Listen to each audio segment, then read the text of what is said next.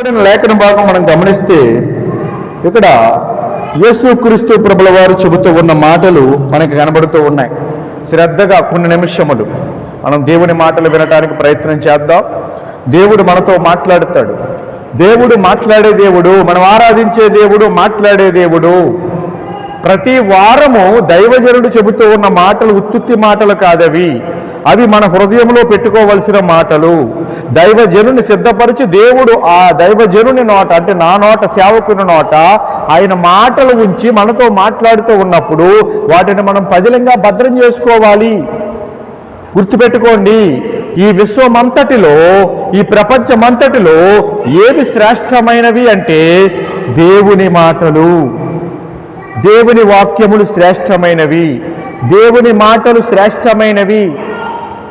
అయితే ఇక్కడ మనం గమనించాల్సిన విషయం ఏంటంటే 24వ అధ్యాయములో దేవుడు అనగా యేసుక్రీస్తు ప్రభుల వారు మనుష్య కుమారుడిగా దిగి వచ్చిన తర్వాత ఆయన దినములు ఈ భూమి మీద ఇంకా చివరికి వచ్చేసిన తర్వాత ఆయన 33.5 సంవత్సరాలు జీవించారు కదా.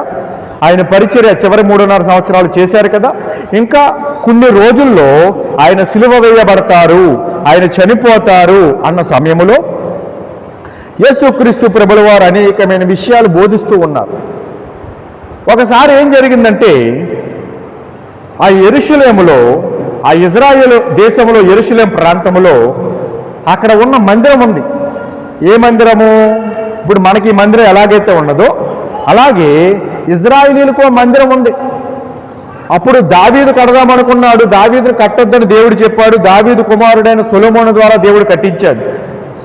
ఆ తర్వాత ఆ మందిరం పాడైంది. ఆ మందిరం మరలా బాగు చేయబడింది. అయితే ఆ మందిరము దగ్గర యేసుక్రీస్తు ప్రభుల వారు శిష్యులు ఉన్నారు. ఉన్నప్పుడు యేసుక్రీస్తు ప్రభు దగ్గర ఉన్న శిష్యులు ఏం చేశారయ్యా అంటే, యేసుక్రీస్తుకి ఆ మందిరాన్ని చూపిస్తూ ఉన్నారు. చూడండి, అదే అధ్యాయము 24వ అధ్యాయము 1వ వచనము. యేసు దేవాలయము నుండి బయలుదేరి వెలుచుండగా ఆయన శిష్యులు ఆ దేవాలయపు కట్టడములు ఆయనకు చూపింపవచ్చిరి. యేసంట దేవాలయము నుండి బయలుదేరి వెళ్ళుచుండగా, దేవాలయము నుండి బయలుదేరి వెళ్తా ఉన్నాడు. దేవాలయము నుండి బయలుదేరి వెళ్తా ఉంటే యేసుక్రీస్తు ప్రభుకి ఏం చేస్తున్నారంటే అవన్నీ చూపిస్తున్నారు. చూసావా యేసుప్రభువా ఎలా కట్టారో చూసావా? ఎంత అందంగా ఉందో చూసారా? యేసుప్రభువా ఎంత గొప్పగా ఉందో చూసారా? యేసుప్రభువా దీనినే శృంగారమనబడిన దేవాలయము అని అపోస్తుల కార్యముల పుస్తకములో 3వ అధ్యాయంలో మనకు కనబడుతుంది. అంటే శృంగారము అంటే సౌందర్యమైనది, చాలా అందమైన మందిరం అది.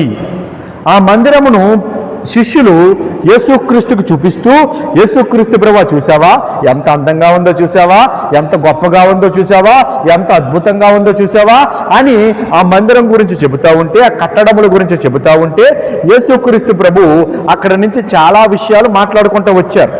ఏమన్నారు యేసు ప్రభు? అందుకు ఆయన, మీరు ఇవన్నీ చూచుచున్నారు కదా, రాతి మీద రాయి ఒకటి అయినను ఇక్కడ నిలిచి ఉండకుండా పడద్రోయబడునని మీతో నిశ్చయముగా చెప్పుచున్నాను. ఇప్పుడు ఏదైనా ఒక కట్టడం కట్టబడాలనుకోండి, ఎలా కట్టబడుతుంది? ఇటుక మీద ఇటుక పెట్టి, మనమైతే సిమెంటు, కానీ అప్పట్లో ఏ మెటీరియల్ అయితే ఉండేదో ఆ మెటీరియల్ వాడి జాగ్రత్తగా కడతారు, అంతే కదా. అంతేగాని ఇటుకల ఇసిరెత్తి అక్కడ తయారైపోతుందా? తయారవదు కదా. అయితే యేసుక్రీస్తుకి అదంతా చూపించి కట్టడం ఎలా ఉన్నాయో చూసావా అంటే యేసుప్రభు ఏమంటున్నాడంటే, అందుకు ఆయన, మీరు ఇవన్నీ చూచుచున్నారు కదా, రాతి మీద రాయి ఒకటి అయినను ఇక్కడ నిలిచి ఉండకుండా పడద్రోయబడునని మీతో నిశ్చయముగా చెప్పుచున్నాను. ఒరే బాబు, ఈ కట్టడం చూశారు కదా, కట్టిన వారు ఉన్నారు, చాలా కాలం క్రితం కట్టారు. ఈ కట్టడములు ఇప్పటికీ ఉన్నాయి, బాగానే ఉంది, దీన్ని మెచ్చుకుంటున్నారు, అందం అంటున్నారు, సౌందర్యం అంటున్నారు, శృంగారం అనబడిన దేవాలయం అంటున్నారు, బాగానే ఉందిరా బాబు. అయితే రాతి మీద రాయి ఒకటైనా నిలవకుండా పడద్రోయబడతాయి అని యేసు ప్రభు మాట్లాడితే, ఇది ఎప్పుడు జరుగుతుంది అని వాళ్ళు అడుగుతారు. 3వ వచనములో, ఆయన ఒలీవల కొండ మీద కూర్చుండి ఉన్నప్పుడు శిష్యులు ఆయన వద్దకు ఏకాంతముగా వచ్చి, ఇవి ఎప్పుడు జరుగును? అర్థమైందా మీకు? ఇవి ఎప్పుడు జరుగుతాయి? మరి రాతి మీద రాయి ఉండకుండా పరదరే పడిపోతాయని యేసుప్రభు చెప్పాడు కదా.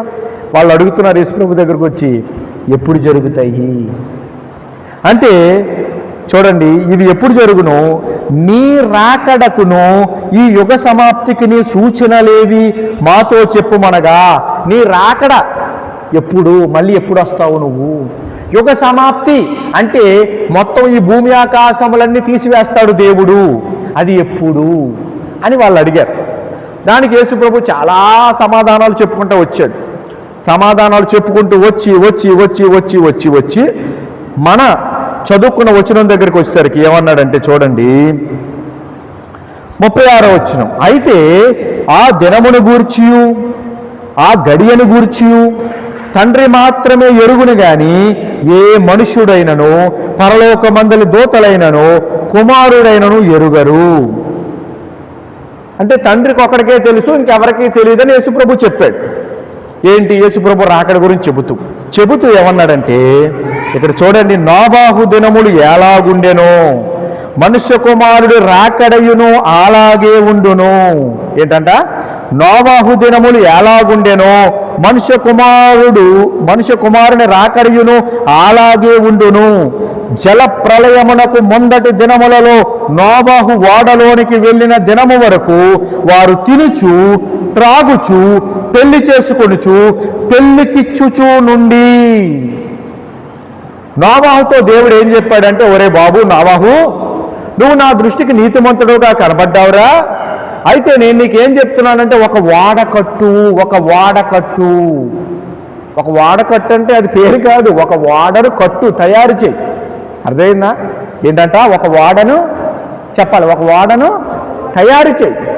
ఒక వాడను తయారు చేయి. నోవాహు, నీవు నా ఎదుట నీతిమంతుడుగా కనబడ్డావు, ఈ లోకము చెడిపోయింది, ఈ లోకము పాపముతో నిండిపోయింది, నా సన్నిధిలో దాని చెడుతనం చాలా భయంకరంగా ఉంది, నేను చూస్తున్నప్పుడు పెచ్చుమీరిపోయింది పాపము.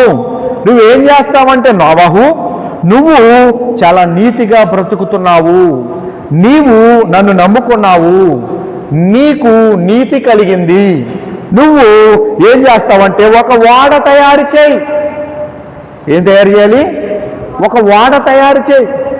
ఏం వాడంటే దానికి వివరములు యేసుప్రభువే చెప్పాడు, అంటే దేవుడే చెప్పాడు. ఏం చెప్పాడంటే, చితిసారకపు మ్రానుతో వాడకట్టు, దానికి మట్టి కీలు పూయాలి, దాని కొలతలు ఎంత, ఇవన్నీ మనకి ఆదికాండము గ్రంథంలో కనబడతాయి. 6వ అధ్యాయంలో మీరు చదువుకోండి తర్వాత. ఈ కొలతలు ఉండాలి, 3 అంతస్తులుగా కట్టు. ఏంటంట చెప్పాలి, నవ్వు చూడాలి అందరూ. 3 అంతస్తులుగా కట్టు, వాడను కట్టు అని దేవుడు చెప్పాడు. దేవుడు చెబితే దేవుడు కొలతలు కూడా ఇచ్చాడు. ఇన్ని మూరలు ఉండాలి, ఇంత ఎత్తు ఉండాలి, ఇంత ఉండాలి, కిటికీ ఎక్కడ పెట్టాలి, డోర్ ఎక్కడ పెట్టాలి, అవన్నీ కొలతలు చెబితే నోవాహు ఏం చేశాడంటే కష్టపడ్డాడు. చరిత్ర ప్రకారం 120 సంవత్సరాలు కష్టపడ్డాడంట. ఎన్ని సంవత్సరాలు? 120 సంవత్సరాలు. ఎందుకంటే ఇంచుమించు, ఇది 2026 కదా, ఇంచుమించు 2026 సంవత్సరాలు వెనక్కి వెళితే యేసు ప్రభు వారు భూమి మీదకి వచ్చిన దినం వస్తుంది. క్రీస్తు పుట్టారు కదా యేసు ప్రభు.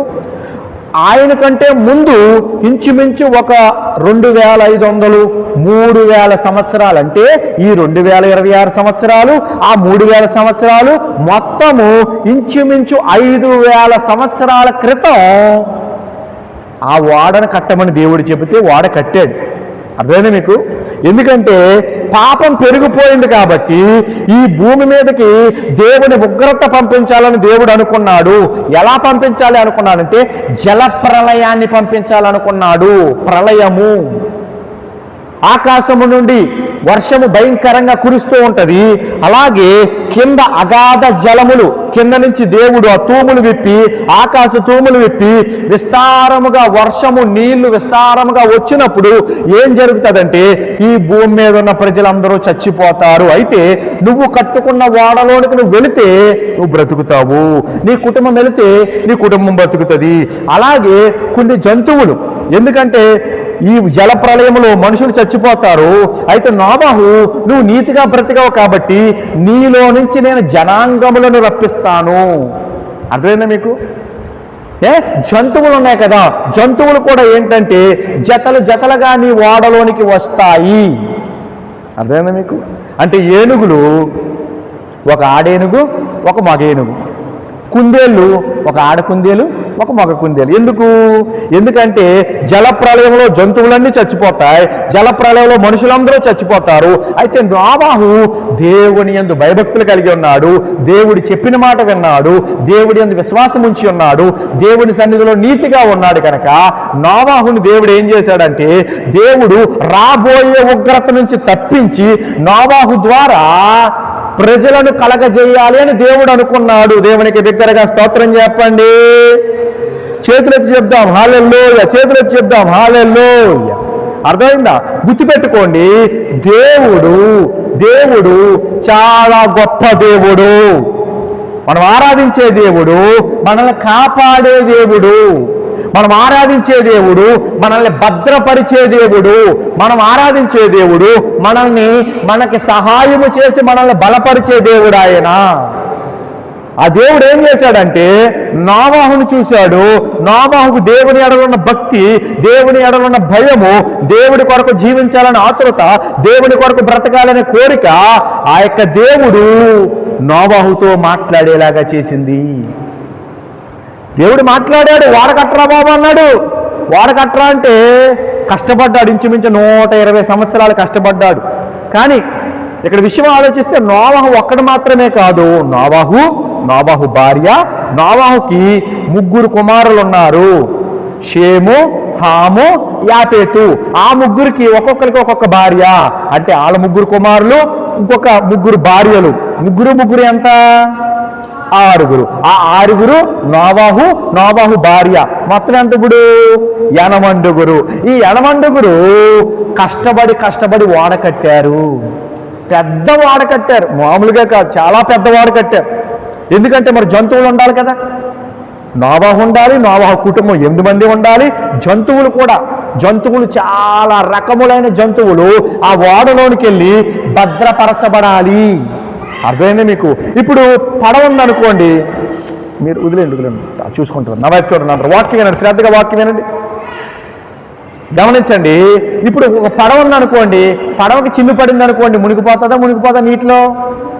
నీటిలో పడవ ఉందండి, సముద్రంలో చిల్లు పడింది అనుకోండి, మునిగిపోద్ది కదా. అలాగే పెద్ద వాడైనా సరే చిన్న చిల్లు పడితే మునిగిపోద్ది కదా. పెద్దవాడే కానీ చిన్న చిల్లు నీళ్ళు అందులోకి వెళ్ళిపోతాయి, నీటి బరువుకి అది ఉండలేదు, నీళ్లు వెళ్ళిపోయి ఆ ఓడను మొత్తం ముంచేస్తుంది. అర్థమైందా మీకు? అలాగే ఇక్కడ నోవాహు ఏం చేశాడంటే మొత్తం మీద పెద్ద ఓడ కట్టాడు. ఎందుకంటే అందులో ఏనుగులు, కుక్కలు, నల్లులు, పిల్లులు, అదేనా కోతులు, చింపాంజీలు, ఆంబోతులు, ఎద్దులు, అలా అన్ని రకాల చిన్న మొదలుకొని కోడి కానీ పక్షులు కానీ అన్ని రకాల పక్షులు, జంతువులు, మొత్తం ఆవులు, ఇంకా అన్ని రకాలలో జతలు 2 ఒక ఆడ ఒక మగ. ఎందుకంటే జల ప్రళయంలో జంతువులన్నీ చచ్చిపోతాయి, జల ప్రళయంలో మనుషులందరూ చచ్చిపోతారు. అయితే ఆ వాడ ఆ జల ప్రళయంలో తేలతది. అర్థమైంది మీకు?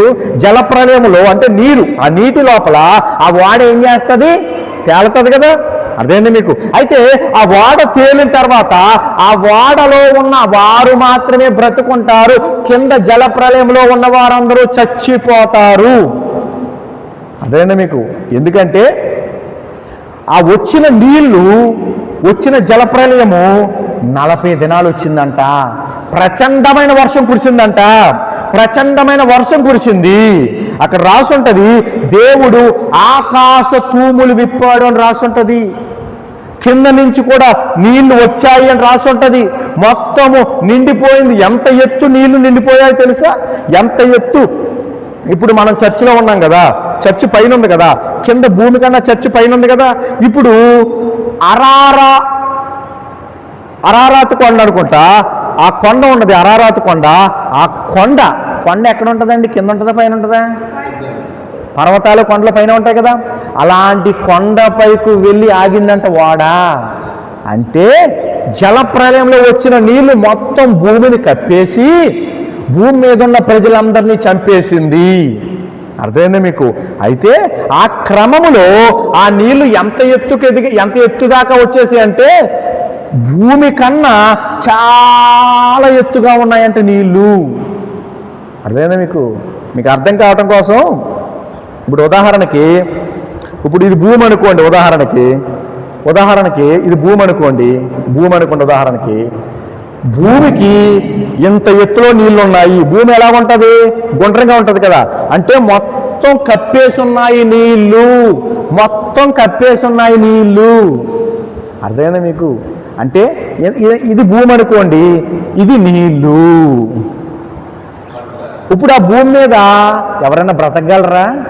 అంత నీళ్ళు వస్తే చచ్చిపోతారు కదండి. ఇప్పుడు చిన్న చిన్న వరదలు వస్తేనే చచ్చిపోతున్నారు జనాలు. మరి అంత నీళ్ళు వచ్చేస్తే దేన్ని పట్టుకుని బ్రతుకుతారు? ఏదైనా ఇంటిలోకి వెళ్ళి బ్రతుకుతారా? ఏదైనా ఇంటిపైకి ఎక్కి బ్రతుకుతారా? లేదు, అన్ని మొత్తం మునిగిపోయాయి, ఇల్లులు మునిగిపోయాయి. అప్పుడు చర్చిలు లేవనుకోండి, అప్పుడు ఏవైతే ఉన్నాయో అప్పుడు అన్నీ మునిగిపోయాయి. వాటన్నిటిలో మొత్తము ప్రజలందరూ చచ్చిపోయారు. జంతువులన్నీ చచ్చిపోయాయి, పక్షులు అన్నీ చచ్చిపోయాయి. పక్షులు ఎక్కడ నిలబడడానికి స్థావరం లేదు కదా, ప్లేస్ లేదు కదా, మొత్తం నీళ్లతో నిండిపోయింది కదా. భూమిని అంతా చూడండి, భూమి అంతా కప్పేసినాయి కదా నీళ్లు. కానీ ఓడలో ఉన్న నోవహు కుటుంబం మాత్రమే బ్రతికింది. ఎవరు బ్రతికారు? నోవహు కుటుంబం. అంటే ఎంతమంది చెప్పారు కదా, ఎంతమంది చెప్పాను అక్కడ? 8 మంది బ్రతికారు. ఆ 8 మంది కాకుండా ఇంకా భూమి మీద చాలా వేల మంది ఉంటారు కదా, లేదా లక్షల మంది ఉన్నారేమో, వాళ్ళందరూ చచ్చిపోయారు. అర్థమైందా? ఎందుకు? దేవుని ఉగ్రత, దేవుని కోపము. ఎందుకయ్యా అంటే ఈ భూమి మీద భయంకరంగా పాపం పెరిగిపోయింది కనుక. నరుల చెడుతనము చాలా భయంకరంగా అయిపోయింది. చూడండి, ఆదికాండము 6వ అధ్యాయము చూడండి, మొదటి వచనము. నరులు భూమి మీద విస్తరింపనారంభించిన తర్వాత కుమార్తెలు వారికి పుట్టినప్పుడు దేవుని కుమారులు నరుల కుమార్తెలు చక్కని వారిని చూచి వారందరూ తమకు మనస్సు వచ్చిన స్త్రీలను వివాహము చేసుకొనిరి. అప్పుడు యెహోవా, నా ఆత్మ నరులతో ఎల్లప్పుడూ వాదించదు, వారు తమ అక్రమ విషయములో నరమాత్రులై ఉన్నారు.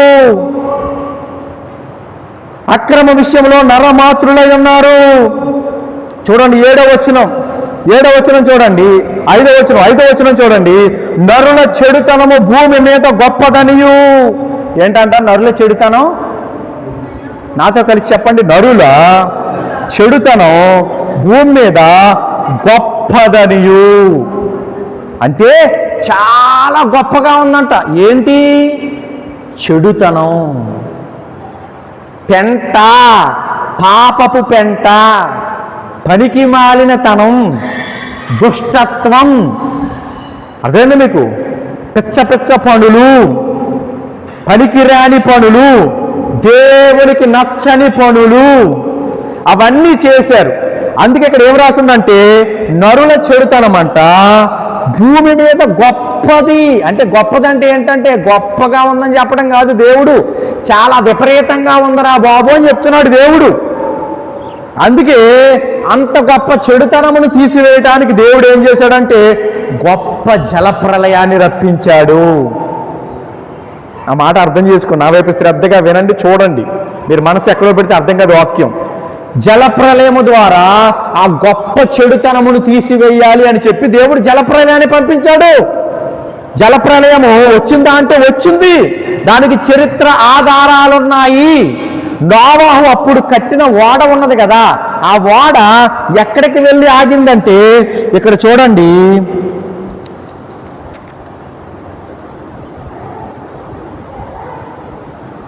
చూడండి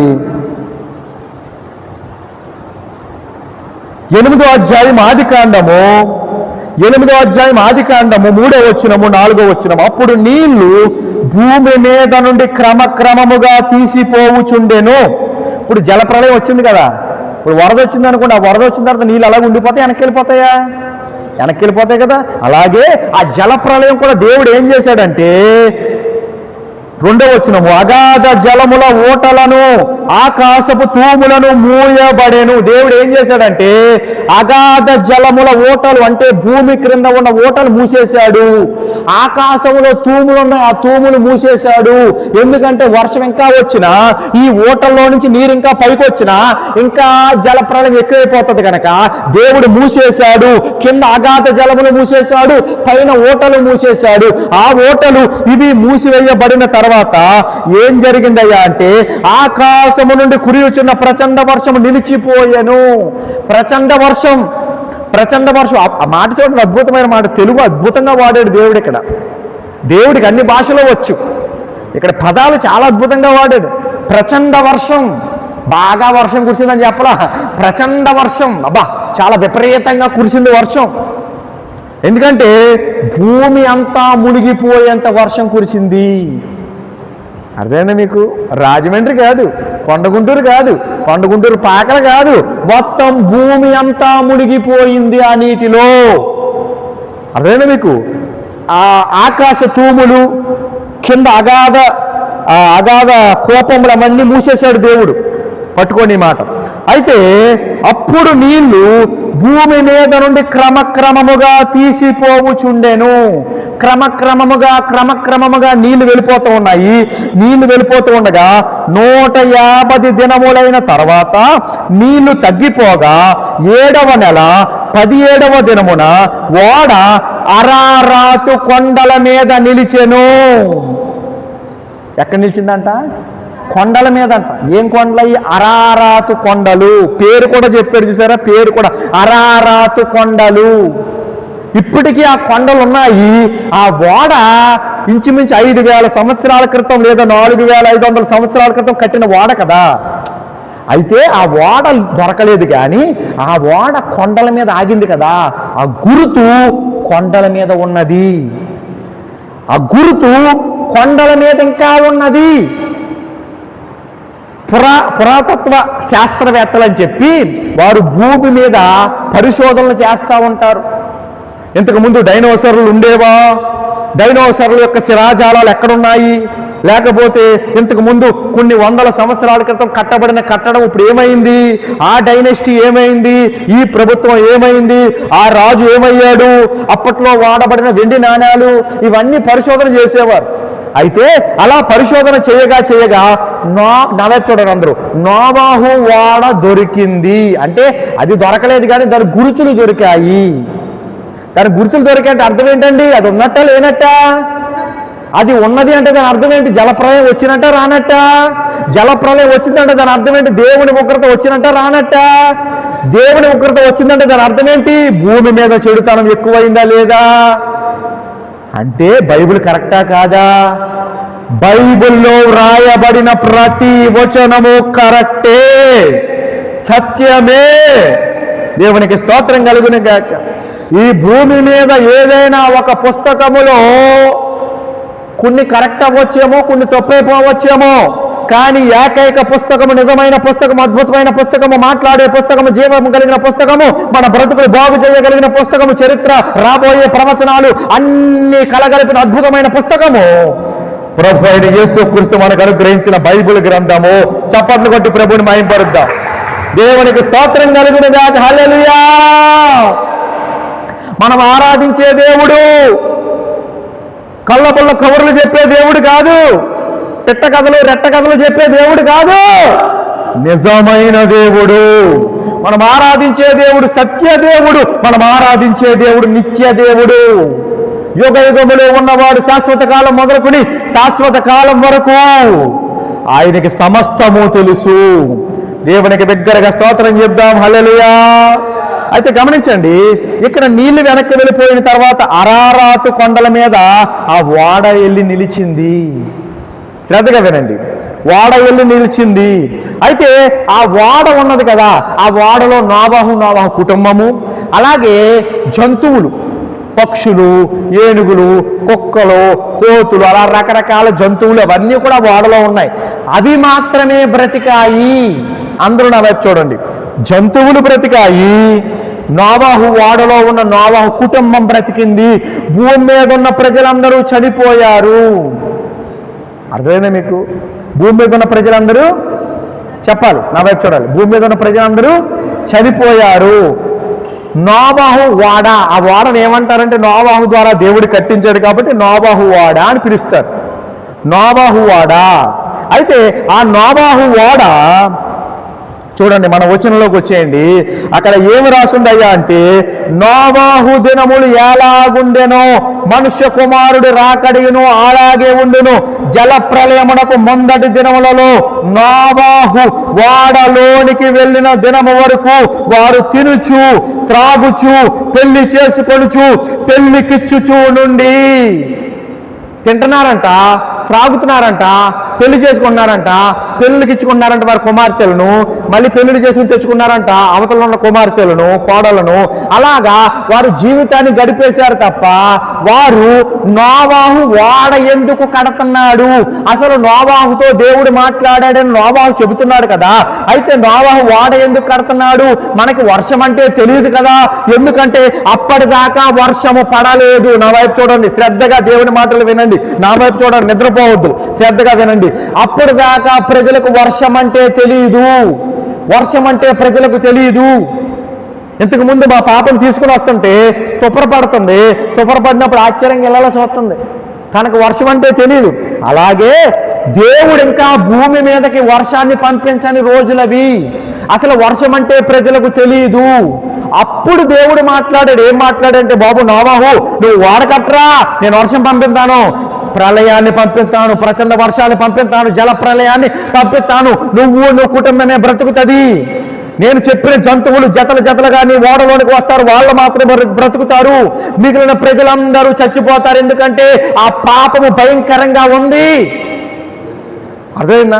నువ్వు నీతిమంతుడుగా నాకు కనపడ్డావు నోవాహు, నువ్వు నీతిమంతుడు నాకు కనపడ్డావు నోవాహు, నువ్వు భక్తి కలిగిన వాడిగా కనపడ్డావు నోవాహు, నాకు బలిపీఠాలు నువ్వు కట్టే అనుభవం నీకున్నది, నాకు ప్రార్థన చేసే అనుభవం నీకున్నది.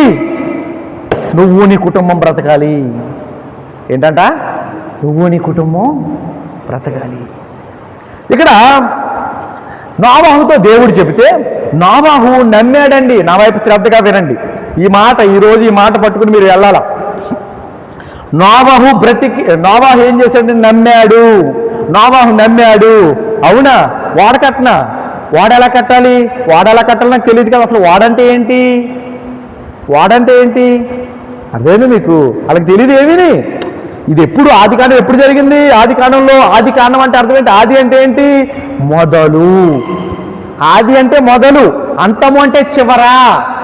ఆదికాండం అంటే ఈ మనుషుల ఆవిర్భవము జరుగుతూ ఉన్న క్రమములో మొట్టమొదటిగా జరిగిన సంఘటనలు అవి. అర్థమైంది మీకు? ఇక్కడ మీకు గొప్ప రహస్యం చెప్తాను. ఆది కాండములో జరిగిన విషయాలే మనకి బైబిల్ అంతా తిరిగి తిరిగి తిరిగి దేవుడు చూపిస్తూ ఉంటాడు. ఆది కాండంలో జరుగుతున్న విషయాలే మనకి భూమి మీద చాలా మట్టుకి కనబడతా ఉంటాయి. అటువంటి పరిస్థితులే. అర్థమైంది మీకు? దేవునికి బిగ్గరగా స్తోత్రం చెప్పండి. ఒకసారి అందరూ ప్రభువుకి చప్పట్లు కొట్టండి. హల్లెలూయా. గమనించండి బిడ్డలారా, ఇక్కడ నోవాహు వాడ కడతా ఉంటే నోవాహు దగ్గరికి తెలిసినోళ్ళు తెలియనోళ్ళు వస్తారా రారా? వస్తారు. అడుగుతారా? ఏం చేస్తున్నావు నోవాహు? నోవాహు ఏం చేస్తున్నావయ్యా? నోవాహు ఏమంటాడు? నేను వాడ కడుతున్నానండి. ఏం కడుతున్నాడు? వాడంటే ఏంటి? మాకు బాడంటే తెలుసు కానీ వాడంటే తెలీదు. బాడంటే తెలుసు, ఆ మెత్తని మట్టి అంటే తెలుసు, కానీ ఈ వాడేంటి? వాడంటే ఇలా ఉంటుంది ఇలా ఉంటుంది అని దేవుడు చెప్పాడు నాకు. వర్షం పంపుతాడంట, మొత్తం ఈ భూమి మీద పాపం పెరిగిపోయిందంట, అందరినీ తీసేస్తాడంట, అందరినీ చంపేస్తాడంట, అందరినీ లేపేస్తాడంట. ఇప్పుడు వాడ కట్టమన్నాను నన్ను. అవునా? ఒరే పిచ్చోడా నోవాహు, అసలు వాడనే పదం మనం విన్నామా? ఇప్పుడు దాకానే విన్నామా? వినలేదు. వాడనే పదవే వినలేదు. నువ్వు వాడంటున్నావు. దేవుడు మాట్లాడాడు అంటున్నావు. ఎక్కడరా దేవుడు? ఎక్కడరా దేవుడు? ఎక్కడరా? ఎక్కడున్నాడు దేవుడు? దేవుడు ఎక్కడున్నాడు రా? దేవుడు లేడు, దెయ్యము లేదు. ఎక్కువ మాట్లాడితే నువ్వే దేవుడివి. అర్థమైందా? గట్టిగా మాట్లాడితే నువ్వే దేవుడివి, గట్టిగా మాట్లాడకపోతే నువ్వు దేవుడు కాదు, అంతే. దేవుడు లేడు, దెయ్యము లేదు. అదేనా కొంతమంది పిచ్చి వాదన. పనికిరాని పనికి మాలిన పసలేని వాదన అది. అయితే గమనించండి, వాళ్ళు అలా చాలా మంది ప్రజలు నోవాహు దగ్గరికి రావటం, నోవాహు చేసేది చూడటం, నోవాహు కుటుంబం కష్టపడటం, ఇవన్నీ చూస్తున్నారు వెళ్ళిపోతున్నారు, అడుగుతున్నారు. నోవాహు అన్నాడు, దేవుడు చెప్పాడు, దేవుడు కట్టమన్నాడు, జలప్రలయం వస్తుందంట. దేవుడు చెప్పాడు, దేవుడు కట్టమన్నాడు, జలప్రలయం వస్తుందంట. అలాగ అనేక వందల మందికి చెప్పుంటాడు. ఎవరైనా నమ్మారా? నమ్మలేదు. నమ్మితే ఏం చేస్తారంటే, నోవాహు దేవుడు నీతో మాట్లాడా? వాడ కట్టమన్నాడా? ఇప్పుడు దాకా వాడంటే మనకు తెలీదు. వర్షమన్నా ఎప్పుడూ వినలేదు, వర్షపడే పదం కూడా వినలేదు. ఆకాశంలో నుంచి వర్షం వస్తుందా? ఇది నమ్మడానికి వీలుగా లేదు. కానీ నువ్వు కష్టపడుతున్నావు, నీ కుటుంబం కష్టపడుతుంది, దేవుడు మాట్లాడాడని చెప్తున్నావు, నువ్వు మంచోడివి, సరే పోనీ నమ్ముదాంలే, సరే నువ్వు చెప్పావు కాబట్టి నమ్ముతాను అని ఒక్కడు రాలేదండి. అర్థమైందా మీకు? ఒక్కడు కూడా నోవాహు దగ్గరికి రాలేదు. అంటే నోవాహు దగ్గరికి వచ్చారు, మాట్లాడారు, వెళ్ళిపోతున్నారు తప్ప నోవాహు చెప్పిన మాటలు విని నమ్మి, నోవాహు నేను కూడా నమ్ముతున్నానయ్యా, నేను కూడా ఓడ కట్టడానికి సహాయం చేస్తాను, నేను కూడా ఓడలోనికి వస్తాను, నీతో పాటు నేను బ్రతుకుతాను, నాకు ఆ దేవుడు కావాలి, నాకు యెహోవా కావాలి, నాకు భూమి ఆకాశములు కలగజేసిన సృష్టికర్త అయిన దేవుడు కావాలి అని ఒక్కడు రాలేదు. అర్థమైందా మీకు? కానీ ఎవరు వచ్చినా రాకపోయినా నోవాహు పని ఆపలేదు. ఎవరు వచ్చినా రాకపోయినా నోవాహు ఓడ కట్టడం మానలేదు. ఎవరు వచ్చినా రాకపోయినా దేవుని చిత్తము చొప్పున ఓడంతా నిర్మాణము చేసేశాడు. దేవునికి దగ్గరగా చప్పట్లు కొడదాం, హల్లెలూయా. నోవాహు ఓడ కట్టడానికి దేవుడే సహాయము చేశాడు. వాళ్ళ కుటుంబం సహాయం చేసింది, అది పైన కనపడే విషయము. కానీ వెనక సహాయం చేసింది దేవుడే. అర్థమైందా మీకు? అప్పట్లో, ఇప్పుడు మీరు కార్పెంటర్ కదా, మీ ఇప్పుడు మిషనరీ ఉంది, కానీ అప్పుడు మిషన్లు ఉంటాయా? అప్పుడు మిషన్లు లేవు. అవి 4000 సంవత్సరాల క్రితం మిషన్లు ఉన్నాయా? లేవు. ఈ మిషన్లు కూడా ఈ మధ్య వచ్చిన మిషన్లు ఇవన్నీ. ఒకరు 100 సంవత్సరాలు లేకపోతే 300-400 సంవత్సరాల క్రితం వచ్చిన మిషన్లు, కానీ అప్పుడు అంతకుముందు మిషన్లు లేవు. అర్థమైందా? అప్పట్లో కత్తో కొడవలు వేసుకుని మొత్తం మీద చెక్కి లాగి పీకి అన్ని చేసి ఏదో ఒకటి తయారు చేసేవారు, తొలుపని అదేనే తయారు చేసేవారు. మరి అన్ని వేల సంవత్సరాల క్రితము ఏమున్నాయి అంటే నోవాహు ఎంత కష్టపడ్డాడు, నోవాహు కుటుంబం ఎంత కష్టపడింది. అయినా సరే దేవుని మాట పట్టుకుని కట్టడం ఆపలేదు, మొత్తం కట్టేశారు. దేవునికి దగ్గరగా స్తోత్రం చెప్పండి. జాగ్రత్తగా వినండి. నోవాహు ఓడ కడుతున్నప్పుడు దాకా నా మాట పట్టుకోండి. నోవాహు ఓడ కట్టడం మొదలుపెట్టి, అంటే దేవుడు చెప్పిన దగ్గర నుంచి ఓడ కట్టడం మొదలుపెట్టి ఓడ అయిపోయేంత వరకు కూడా నోవాహుకి బయట ప్రజలు ఎవరో సహాయము చెయ్యలేదు. కానీ నోవాహు తన పని తాను చేసుకుంటూ వెళ్ళిపోయాడు. దేవుని చిత్తంలో, దేవుని కృపలో, దేవుని సహాయములో కుటుంబం సహకరించింది. అయితే ఓడంతా కట్టేసిన తర్వాత దేవుడు చెప్పాడు. ఏం చెప్పాడంటే, బాబు నువ్వు నీ కుటుంబం ఓడలోనికి వెళ్ళిపోండి, మీతో పాటు జంతువులు వస్తున్నాయి కదా, ఆ జంతువులు కూడా ఓడలోనికి వస్తాయి. అయితే మీకు ఆ జంతువులకి కావాల్సిన ఆహారం అంతా సమృద్ధిగా మీరు పోగేసి పెట్టుకోండి అని దేవుడు చెప్తే పోగేసి పెట్టుకున్నాడు. అర్థమైందా మీకు?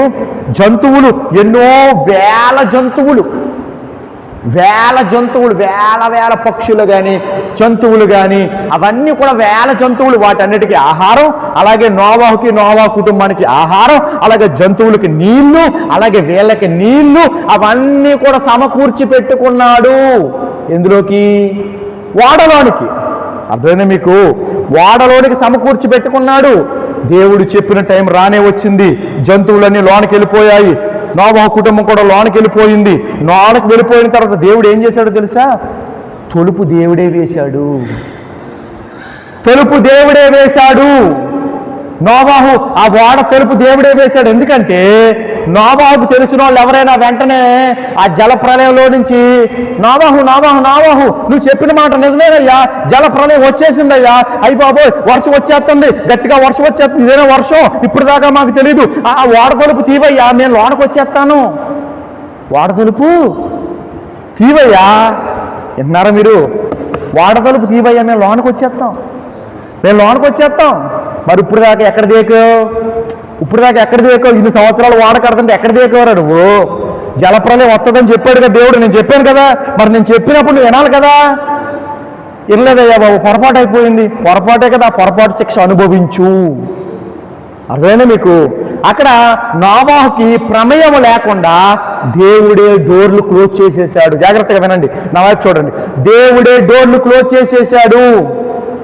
దేవుడే డోర్లు క్లోజ్ చేసేసాడు అంటానికి చాలా కారణాలు ఉన్నాయి, కానీ అవేమి నేను చెప్పను. కానీ ఇప్పుడు ప్రస్తుతానికి ఇప్పుడు మనకు అవసరమైన విషయం పట్టుకోండి. ఇక్కడ రాసున్న మాట ఏమిటో చెప్పిన 38వ వచనములో, జల ప్రళయమునకు ముందటి దినములలో నోవాహు ఓడలోనికి వెళ్ళిన దినము వరకు వారు తింటూ త్రాగుచు పెళ్లి చేసుకొనుచు పెళ్లికిచ్చుచూ నుండి. వాళ్ళు తింటున్నారంట, వాళ్ళు తాగుతున్నారంట, వాళ్ళు పెళ్లిళ్ళు చేసుకున్నారంట, వాళ్ళు పెళ్లికి ఇచ్చుకుంటూ ఉన్నారంట వాళ్ళ కుమార్తెలు వాళ్ళ కుమారుల్ని. అంతే తప్ప నోవాహు దగ్గరకు వచ్చి సహాయము చేసిన వాడు ఒక్కడు లేడు. అర్థమైందా మీకు? జల ప్రళయము ముందటి దినముల వరకు నోవాహు ఓడలోనికి వెళ్ళిన దినము వరకు, అంటే 120 సంవత్సరాలు, ఇంచుమించు అన్ని సంవత్సరాలైనా సరే వారు తింటున్నారు, తాగుతున్నారు, ఇష్టం వచ్చినట్టు బ్రతుకుతున్నారు, పెళ్ళిళ్ళు చేసుకుంటున్నారు, ఇష్టం వచ్చిన జీవితాలు జీవిస్తున్నారు తప్ప వాడ దగ్గరికి ఎవరో రాలేదండి. వాడలోనికి ఎవరో రాలేదు. దేవుడి ఉగ్రత తప్పించుకోవటానికి దేవుడు అక్కడ సిద్ధపరుస్తూ ఉన్నాడు నోవాహు ద్వారా వాడని. కానీ ఆ వాడనెవరో పట్టించుకోలేదు. గుర్తుపెట్టుకోండి ప్రియులారా, ఇప్పుడు ఈ మైక్ శబ్దం ద్వారా నేను ఇంత గొంతు సించుకుని అరుస్తున్నాను కదా, నా మాటలు చాలా మంది పట్టించుకోవటం లేదు. వాళ్ళ గతి ఏమవునో అది వాళ్ళే ఆలోచించుకోవాలి. సరే, ఆ విషయం పక్కన పెడితే ఇక్కడ నోవాహు ఉన్నాడు కదా, నోవాహు చెప్పిన జలప్రలయము కంటే ముందు దినములలో జలప్రలయం వస్తుంది, అందుకే నన్ను వాడ కట్టమన్నాడు, దీనికి కొలత ఇచ్చాడు అని చెప్పాడు కదా నోవాహు. ఈ మాట ఎవరూ నమ్మలేదు. నోవాహును నమ్మలేదు, నోవాహు మాటను నమ్మలేదు, నోవాహు చెప్పింది అసలు పట్టించుకోలేదు. అన్ని నెలలు, అన్ని సంవత్సరాలు వారి పని వాళ్ళు చేసుకున్నారు. తినటం అంట, తాగడం అంట, పెళ్ళిళ్ళు చేసుకోవడం అంట, పెళ్ళిళ్ళకి ఇచ్చుకోవడం అంట. ఇప్పుడు నోవాహు కుటుంబం ఉంది కదా, ఎవరో నోవాహు కుటుంబం, వాళ్ళు తిన్నారా, తాగారా, ఆ పనిలో ఉన్నారంతే. వాళ్ళ దృష్టి అక్కడ లేదు. పెళ్ళిళ్ళు గిల్లులు జాంతానహి. వాళ్ళ దృష్టి ఏమిటంటే వాడ కట్టబడాలి. ఎందుకంటే దేవుడు చెప్పిన టైం అయిపోతుంది కనుక వాడ కట్టబడాలి. అందరూ నా వైపు చూడండి. వాడ కట్టబడాలనే దృష్టిలోనే ఉన్నారు తప్ప తిందాం, తాగుదాం, తిరుగుదాం అనే ధ్యాస లేదు అతనికి. అతనితో పాటు కుటుంబం కూడా సహకరించింది. వాడ కంప్లీట్గా కట్టేశారు. అర్థమైందా? అప్పుడు దాకా తిని త్రాగి పెళ్లి చేసుకుని పెళ్లికిచ్చుచూ ఉన్నవారు ఏమయ్యారు చూడండి, చదువుతారు. 39వ వచనం, అసలు ప్రసంగం ఇప్పుడు మొదలవుతుంది చూడండి. 39వ వచనం, జల ప్రళయము వచ్చి ఏమొచ్చిందంట? చదువు నాతో ఒకటి చెప్పండి. జల ప్రళయము వచ్చి అందరినీ కొట్టుకుని పోవు వరకు ఎరుగకపోయిరి. అలాగుననే మనుష్య కుమారుని రాకడా ఉండును. ఈనాడు చాలా మంది ప్రజలు మనుష్య కుమారుడైన యేసుక్రీస్తు ప్రభుల వారు రెండోసారి వస్తారు అని చెబుతూ ఉన్నా పట్టించుకోవట్లేదు, ఎరగట్లేదు. ఇక్కడ వీళ్ళు కూడా ఎరగలేదు. జల ప్రళయం వస్తుంది, వాడ సిద్ధపరచమన్నాడు దేవుడు. జల ప్రళయంలో అందరూ చనిపోతారంట, అది దేవుని ఉగ్రత. అందుకని చెప్పి మేము బ్రతకాలని దేవుడు మాకు ఈ వాడ కట్టమని చెప్పాడు. ఈ వాడ కడుతున్నాం. ఒకవేళ మీరు కూడా కాపాడబడాలి అనుకుంటే దేవుని దగ్గరికి రండి, ఈ వాడ దగ్గరికి రండి. ఈ వాడని ఏమన్నారంటే రక్షణ వాడ అన్నారు. ఏం వాడ చెప్పాలి, నవ్వే చూడాలి. రక్షణ వాడ. ఎందుకంటే జల ప్రళయం నుండి వాళ్ళను తప్పించింది ఏ వాడ? రక్షణ వాడ. ఆ వాడలోనికి వెళ్ళిన వారు ఏమయ్యారు? రక్షింపబడ్డారు. వాడలోనికి వెళ్ళని వారు శిక్షలోకి వెళ్ళిపోయారు, శిక్షింపబడ్డారు. సేమ్ ఇదే మాటకి రెప్లికా అర్థమయ్యేలాగా మార్కు సువార్త 16వ అధ్యాయము 17-16 వచనాల్లో రాస్తుంటది. ఏంటంటే, నమ్మి బాప్తిస్మం పొందువాడు రక్షింపబడును, నమ్మని వానికి శిక్ష విధింపబడును అని. అంటే యేసుక్రీస్తును నమ్మి యేసుక్రీస్తు లోనికి వస్తే, నోవాహును నమ్మి నోవాహు ఓడలోనికి వస్తే జలప్రలయం నుంచి వాళ్ళు తప్పించబడతారు. నా మాట అర్థమైందా? ఇప్పుడు నోవాహును నమ్మకుండా ఓడలోనికి వెళ్లకుండా ఉండిపోతే జలప్రలయం వస్తుంది, వాళ్ళని చంపేస్తుంది. అర్థమైందా? అలాగే యేసు ప్రభువుని నమ్మి యేసు ప్రభువులోకి వస్తే మనకి ఏమొస్తుందంటే రక్షణ కలుగుతుంది. రక్షణ.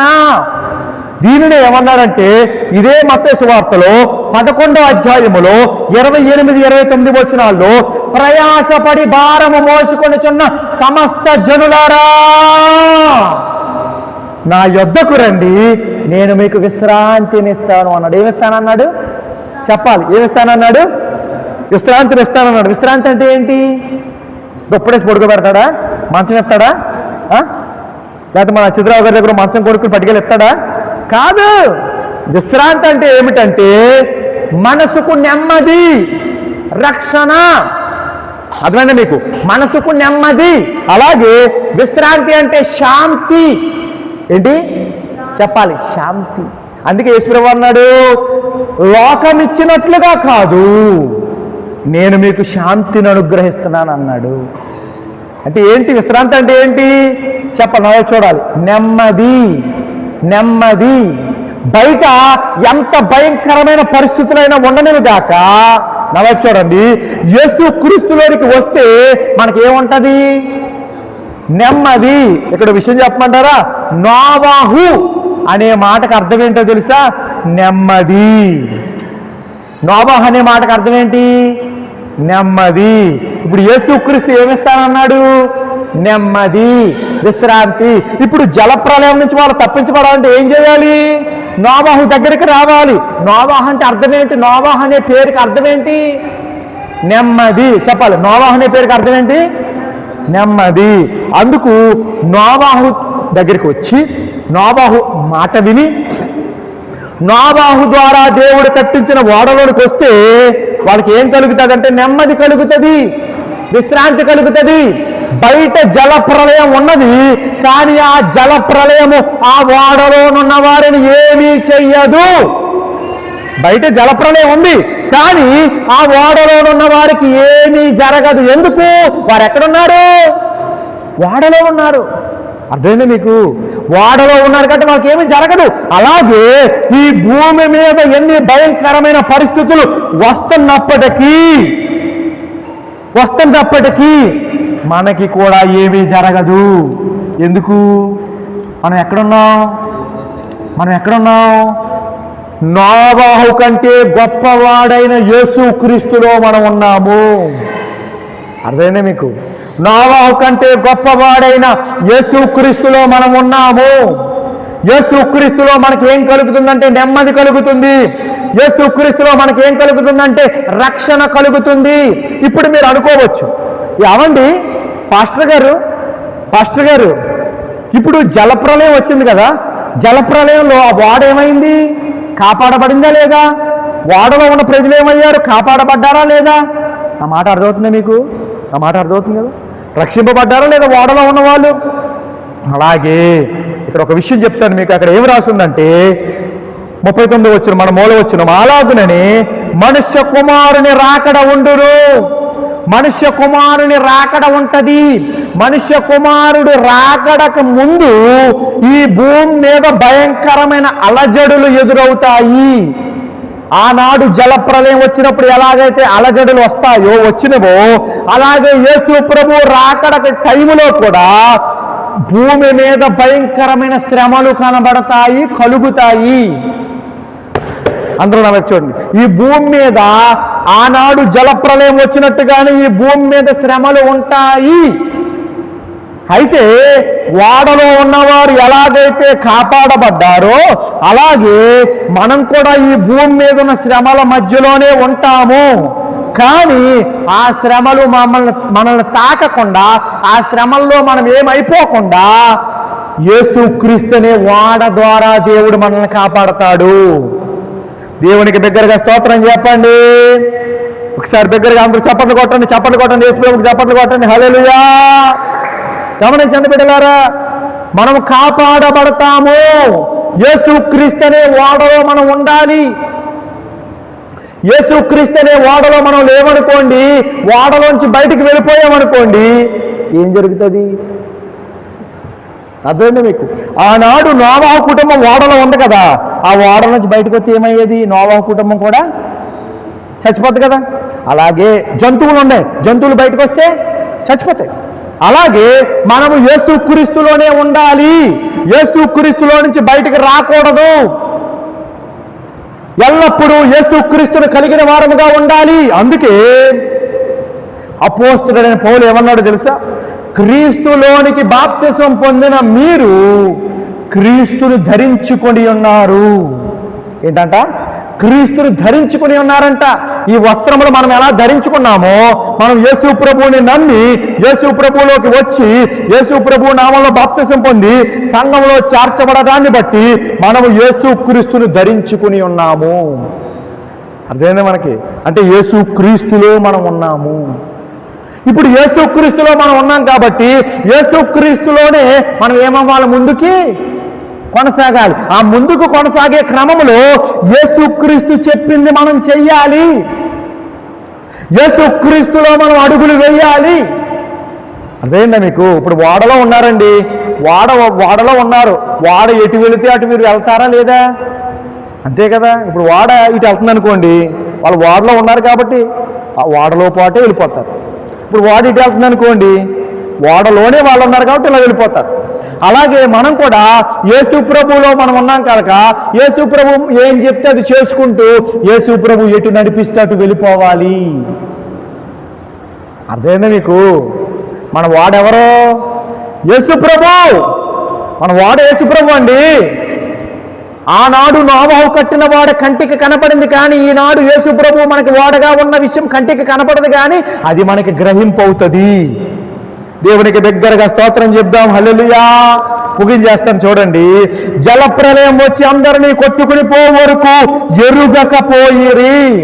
ఈనాడు చాలా మంది క్రైస్తవులు ఆనాడు జలప్రలయం వచ్చినప్పుడు బయటనున్న విధంగానే క్రైస్తవులు కూడా ఏం చేస్తున్నారయ్యా అంటే యేసుక్రీస్తు అనే వాడలోనే నిలవకుండా ఒక్కోసారి బయటికి వెళ్తా ఉంటున్నారు.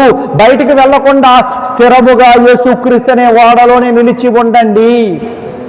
యేసుక్రీస్తు అనే వాడలోనే నిలిచి ఉండాలి.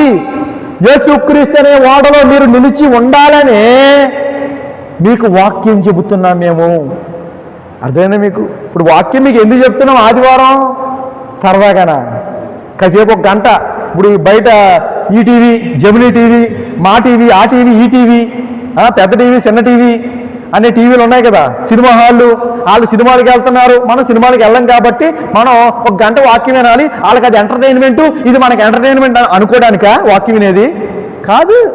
వాక్యం ఎందుకు చెప్తున్నానో సరదాగా కాసేపు నోరు నొప్పెచ్చేంత వరకు అరిచేసి తర్వాత వెళ్ళి మళ్ళీ నోరు సవరించుకుని మళ్ళీ రావడానికి వాక్యం చెప్తున్నాను? కాదు కాదు కాదు. జాగ్రత్తగా వినండి. ఎందుకు వాక్యం బోధిస్తున్నాము? ఎందుకు వాక్యం బోధిస్తున్నాం మీకంటే మీరు యేసుక్రీస్తులో స్థిరంగా ఉండాలి. అందరూ ఒకసారి నాకు చూడండి. యేసుక్రీస్తులో మీరు ఎలా ఉండాలి? స్థిరంగా ఉండాలి. ఇప్పుడు నోవాహు వాడలో ఉన్నాడు కదా, నోవాహు వాడలో ఉన్నప్పుడు నోవాహు వాడలో నుంచి బయటికి దూకేసాడు అనుకోండి, కిటికీ తెరిచి. నోవాహు కిటికీలో నుంచి బయటికి దూకేసాడు అనుకోండి, ఏమవుతుంది? అయిపోతాడు, చచ్చిపోతాడు. ఎందుకు? బయట ఏముంది? జలప్రలయం. అలాగే ఈనాడు చాలా మంది ఏం చేస్తున్నారంటే కిటికీలు దూకేస్తున్నారు బయటికి. యేసుప్రభులో నుంచి బయటకు దూకేసి వాళ్ళ ఇష్టమైన పనులన్నీ చేసుకుంటున్నారు. ఎప్పుడో గుర్తొచ్చినప్పుడు మళ్ళీ కిటికీ తెరిచి ఉంటుందేమో కానీ అప్పుడు లోనికి వచ్చేద్దామని చూస్తున్నారు. అర్థమవుతుందా? కాల్ మీద వేసుకో. చూడండి, మనము యేసుక్రీస్తులో స్థిరంగా ఉండాలి.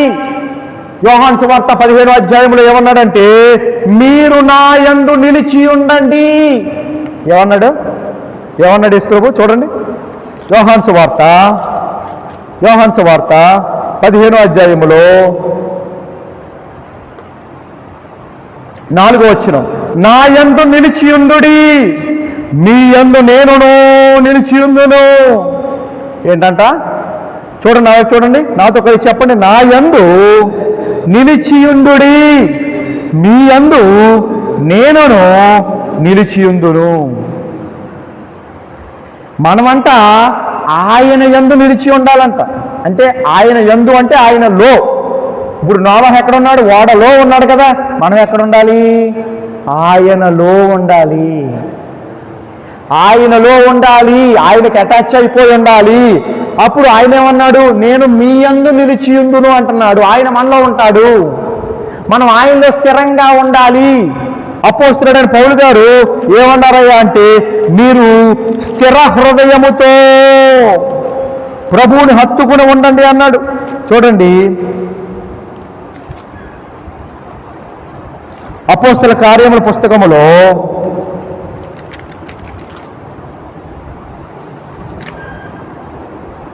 అపోస్తల కార్యముల పుస్తకము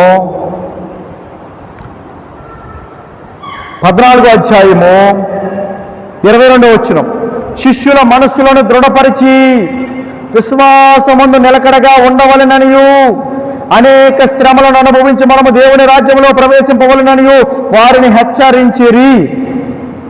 సేమ్ అలాంటి మాటే ఇంకొక చోట కూడా మాట్లాడతారు.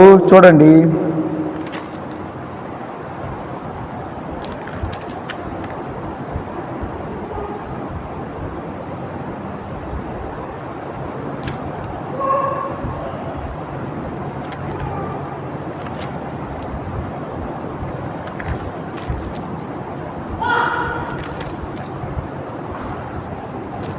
ఇంకో చోట కూడా మాట్లాడతారు. అక్కడ ఏం రాసి ఉంటుందంటే, స్థిర హృదయముతో ప్రభువుని హత్తుకోవాలి.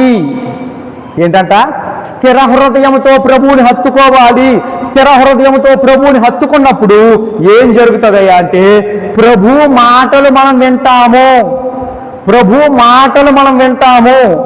ఆదివారం ఆరాధన ఎగ్గొట్టము, మిగతా కూడికలలో కూడా మనం పాల్గొంటాము. ప్రభువుకి మరీ సమీపముగా ఉండటానికి మనం ప్రయత్నాలు చేస్తాము. ప్రభువుకి ప్రతిదినము మనం ప్రార్థనలు చేస్తాము. ప్రభు వాక్యాన్ని మనం చదువుతాము. ప్రభు కొరకు మనం బ్రతకడానికి మనము ఇష్టపడతాము. ప్రభు కొరకు బ్రతకడానికి ఇష్టపడతాం. ప్రభు కొరకు బ్రతకడానికి మనం ఇష్టపడాలి. జాగ్రత్తగా వినండి. ప్రభు కొరకు బ్రతకడానికి మనం మన జీవితాలను ఆయనకి సమర్పించాలి. ఏదో నమ్మామండి యేసుప్రభుని ఏదో నమ్మాము, బాప్తిసం పొందాము, అంతేగాని మా ఇష్టం వచ్చినట్టు బతుకుతామంటే కుదరదు. ఆనాడు జలప్రలయంలో చచ్చిపోయిన వారు ఇష్టం వచ్చినట్టు బ్రతికిన వారే. తినుచు త్రాగుచు పెళ్లి చేసుకోవడం తప్పని నేను చెప్పట్లేదు, కానీ ఇంకా పని అలాగే ఉంది. ఇంకా తినటం, తాగడం, పెళ్లి చేసుకోవడం, పెళ్ళికి ఇచ్చుకోవటం అనకూడదు. కానీ ఎంతమంది భార్యలను చేసుకున్నారు అంటే, ఎన్ని పెళ్ళిళ్ళు చేసుకున్నారు, ఇంకా అదే పనిలో ఉన్నారు వాళ్ళు. వాళ్ళ పనేంట్రా అంటే, పిల్లోడు ఎదిగాడండి, పిల్లని చూడాలి, పిల్లని చూసారా, పెళ్లి చేయాలండి, పిల్లలు పుట్టాలి, జాబు, ఇల్లు. ఒరే బాబు, యేసుప్రభుని నమ్ముకోరా, రక్షణ పొందరా. అది కదండి. నేను బాగా ముసలోళం అయిపోతాం. ముసలోళం అయిపోయాక అప్పుడు ఆ చివరిలో వెళ్ళి బాబు, ఈ లోపు నువ్వు పోతావేమో ఎవరికి తెలుసు, ఎవరికి తెలుసు. నీ బ్రతుకు దినములు ఏంటో నీకు తెలుసా? నీ మరణ దినం ఎప్పుడో నీకు తెలుసా? నువ్వు ఎప్పుడు దాకా బ్రతుకుంటావో నీకు తెలుసా? ఆనాడు జల ప్రళయం వస్తుందని నోవాహు చెప్పాడు. నోవాహు చెప్పినట్టే జల ప్రళయం వచ్చే దినం వరకు నోవాహు కష్టపడి వాడ కట్టుకున్నాడు. ఇక్కడ మీకు ఒక విషయం చెప్పనివ్వండి. నన్ను రక్షణ యేసు ప్రభు ఇచ్చాడు, అందులో డౌట్ లేదు. ఉచితంగా ఇచ్చాడు. అయితే ఆయన ఇచ్చిన రక్షణలో మనం ఏం చేయాలి అంటే కొనసాగాలి. నోవాహు ఎలాగైతే వాడ కట్టాడో మనం కూడా ఏం చేయాలి అంటే ఆయన ఇచ్చిన రక్షణను మనం చాలా జాగ్రత్తగా కాపాడుకుంటూ దాంట్లో మనం ముందుకు కొనసాగడానికి మన వంతు మనం చెయ్యాలి. ఏం చేయాలి? మన వంతు మనం చేయాలండి. ఇప్పుడు మీకు ఆకలి వేస్తుందండి, నేను వెళ్ళి ఒక 1000 రూపాయలు బిర్యానీ కొనుక్కుని పట్టుకొచ్చాను, మీ ఎదురుగా పెట్టాను, మీకు ఆకలి తీరిపోద్దా? 1000 రూపాయలు బిర్యానీ అండి, ముక్కలు చూసారు ఎంతెంత ఉన్నాయో, తొడమాసం అంటే ఏకంగానే. అబ్బో, చిల్లీ చికెన్, ఆ చికెన్, ఈ చికెన్, అన్ని చికెన్లు ఉన్నాయి ఇందులో. ఆకలి తీరద్దా? ఒక గంట చూసావు, 10 గంటలు చూసావు, 2 రోజులు చూసావు, స్మెల్ వచ్చేస్తుంది, అయినా ఆకలి తీరుతుందా? తీరదు. నువ్వు చేయి పెట్టాలా, తీసుకుని నోట్లో పెట్టాలా, అది లోనకి వెళ్ళాలి. అలాగే ఆయన ఇచ్చిన రక్షణ ఏదైతే ఉన్నదో ఆ రక్షణలో నువ్వు కొనసాగాలి, ఆ రక్షణలో నువ్వు ఎదగాలి. పేతురు గారు రాసిన పత్రికలో రక్షణలో మీరు ఎదుగు నిమిత్తము అని రాసి ఉంటుంది. రక్షణలో మనం ఏం చేయాలి? ఎదగాలి. ఇప్పుడు మన పిల్లవాడు ఉన్నాడండి, కుర్రాడు, ఇప్పుడు 7 కాలం అలా ఉండిపోయాడు అనుకోండి, ఉపయోగమా? హైట్ ఎదగాలి, వెయిట్ ఎదగాలి, బుర్ర ఎదగాలి, మెచ్యూర్ అవ్వాలి, మంచిగా చదువుకోవాలి, ఉద్యోగమో సద్యోగం ఏదో ఒకటి చెయ్యాలి, మంచిగా పేరు తేవాలి, అంతేనే కదా. అలా కాకుండా ఇప్పుడు వయసు ఒక 12 సంవత్సరాల 12 సరే, ఓ 12 అనుకోండి. 12 ఉన్నప్పుడు ఓకే, 30 సంవత్సరాలు వచ్చినా ఎలాగ ఉన్నాడు అనుకోండి, కుదురుతుందా? నచ్చుతుందా? మెచ్చుకుంటారా? ముద్దెట్టుకుంటారా? ఎత్తుకుని చేయరు కదా. మరి మనము కూడా రక్షణలో ఎదగాలి. ఆదివారం చర్చికి వచ్చామా, చెప్పాడా ప్రసంగం, విన్నామా ప్రసంగం, అంతే. కాదు కాదు కాదు కాదు కాదు నీ వంతు నువ్వేం చేస్తున్నావు? నీ వంతు నువ్వేం చేస్తున్నావు? ఇప్పుడు కొత్త బట్టలు కొడుకున్నామండి, పండగని, క్రిస్మస్ అని స్నానం చేసేసాం, బట్టలు మంచం మీద ఉన్నాయి, మనమే టవల్తో ఉన్నాం, బట్టలు ఉన్నాయి అని చెప్పి వెళ్ళిపోతాం చర్చికి. ఇలాగా టవల్తోని ఏం చేస్తాం? వేసుకుంటాం కదా. అలాగే ఆయన ఇచ్చిన రక్షణలో మనం ముందుకు వెళ్ళాలి, ఆయన ఇచ్చిన రక్షణలో మనం కొనసాగాలి, ఆయన ఇచ్చిన రక్షణలో మనం ఎదగాలి. క్రైస్తవులు ఈనాడు ఎలా అయిపోయారంటే, ఆదివారం క్రైస్తవులు అయిపోయారు. క్రైస్తవులు ఈనాడు ఎలాగైపోయారంటే నామకార్థ క్రైస్తవులు అయిపోయారు. క్రైస్తవులు ఈనాడు ఎలాగైపోయారంటే ఏదో చేస్తున్నాం భక్తి అనుకుంటున్నారు. గుర్తుపెట్టుకోండి, ఉగ్రత రాబోతుంది. ఆనాడు జలప్రలయం వచ్చింది, జలప్రలయంలో చాలా మంది చచ్చిపోయారు. మీకు గొప్ప ట్విస్ట్ చెప్పనా? నోవాహు